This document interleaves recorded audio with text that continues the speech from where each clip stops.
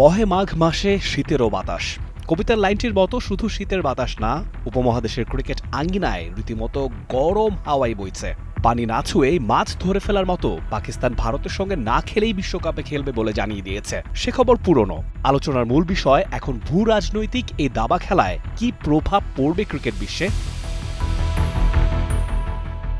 কোন দলের শুরুটা বাংলাদেশকে ঘিরেই। নিরাপত্তা ইস্যুতে ভারতের বদলে বিকল্প ভেন্যুতে বিশ্বকাপটা খেলতে আইসিসির কাছে আর্জি জানিয়েছিল বাংলাদেশ। সেই জায়গায় বাংলাদেশকে মোরাল সাপোর্ট জুগিয়েছিল পাকিস্তান ক্রিকেট বোর্ড। তবে সে আবেদন নাকচ করে আইসিসি জানায় বাংলাদেশের বদলি স্কটল্যান্ড খেলবে বিশ্বকাপে।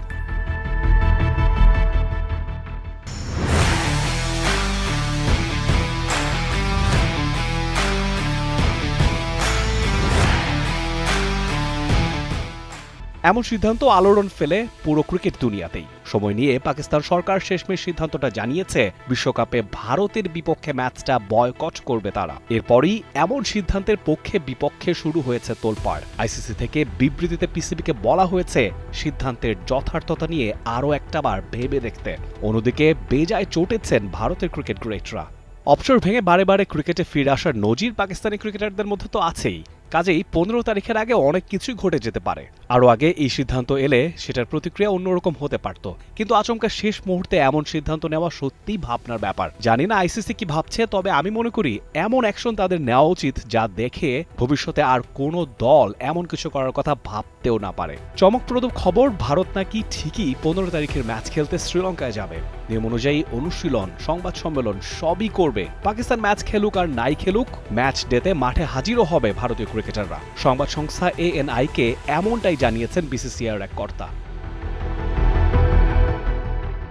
ভারত পাকিস্তান ম্যাচ না হওয়াটা দুদেশের তথা সারা দুনিয়ার ক্রিকেট ভক্তদের জন্যই হতাশার। তবে হতাশা নামক অনুভূতিটার বাইরেও এর ইম্প্যাক্টটা আরও অনেক দূর দিগন্ত পর্যন্ত বিস্তৃত।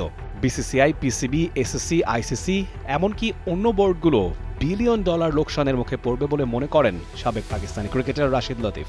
ব্যবসায়ীরা আমাদের সরকারের চেয়েও উপরে, তবে এখন খেলাটা তাদের নাগালেরও বাইরে চলে যাচ্ছে। আপনারা জানেন ব্রডকাস্টাররা কতটা শক্তিশালী। আশা করি তারা এর একটা সমাধান বের করবে। যদি না পারে তবে সেটা ক্রিকেট দুনিয়ায় ভয়াবহ দুর্যোগ বয়ে আনবে। পাকিস্তান হোক আর ভারত, 60-70% মানুষ বিশ্বকাপ দেখেই ভারত পাকিস্তান ম্যাচ দেখার জন্য। কোটি কোটি দর্শক খেলাটি দেখে। বিজ্ঞাপনের মূল্য আকাশ ছুঁয়ে যায়। ব্রডকাস্টাররা বাণিজ্যিক কৌশল সাজাই এই ফিক্সচারকে কেন্দ্র করে।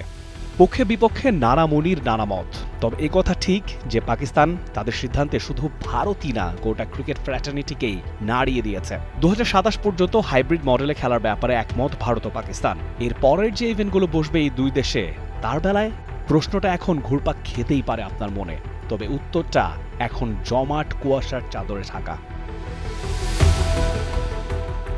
Rifat Tanvir Rafi, T Sports. For more updates, subscribe to our YouTube channel and click on the bell icon. Follow us on Facebook and Instagram. Download T Sports app to enjoy exciting games and highlights. Visit tsports.com.